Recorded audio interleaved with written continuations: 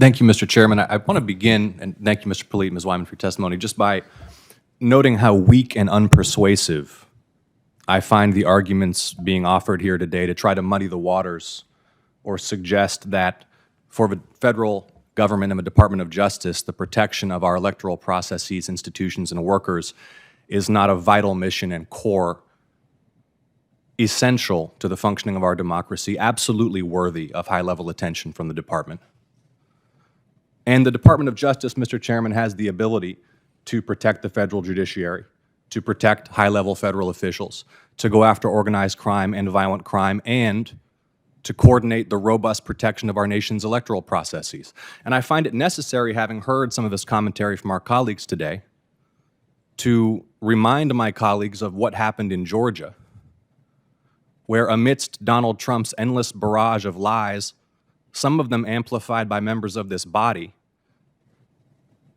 as he sought to hold on to power by any means necessary, Republican election officials in Georgia were warning that it constituted a threat to the lives of election workers.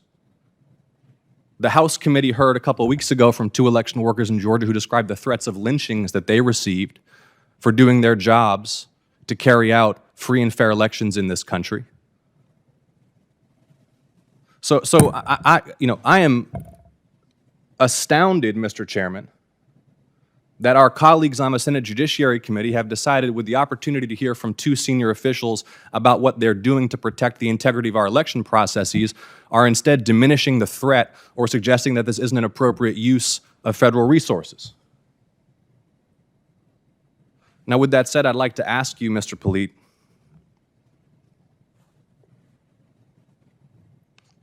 about what specific steps you are taking to ensure that the facilities and personnel who will be administering elections in my state of Georgia and other states across the country where there's been an elevated level of threat against election workers and facilities, to ensure that these midterms are carried out in a way that ensures the will of the American people is manifest, no matter whether that will favors one party or the other, at the ballot box, without violence or threats of violence disrupting the process.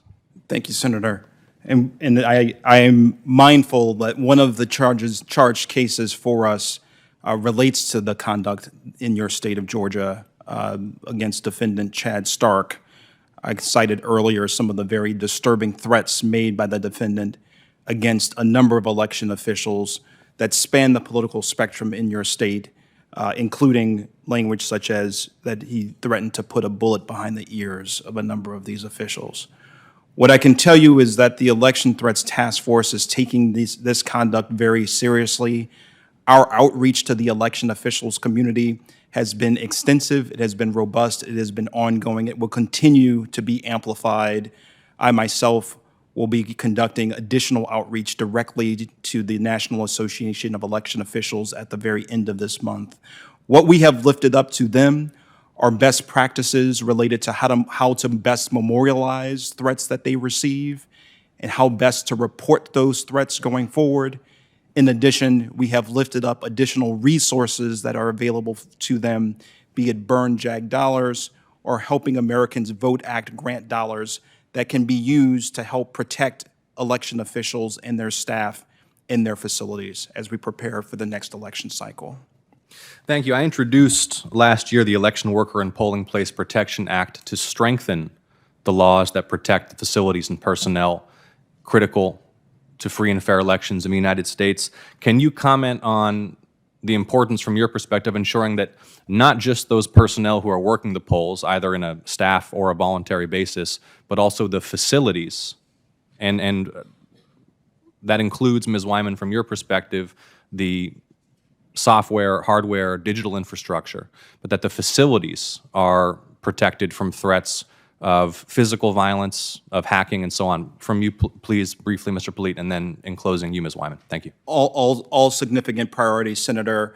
And again, I'm familiar with the proposed legislation, and we look forward to working with your committee on that. Thank you, Ms. Wyman.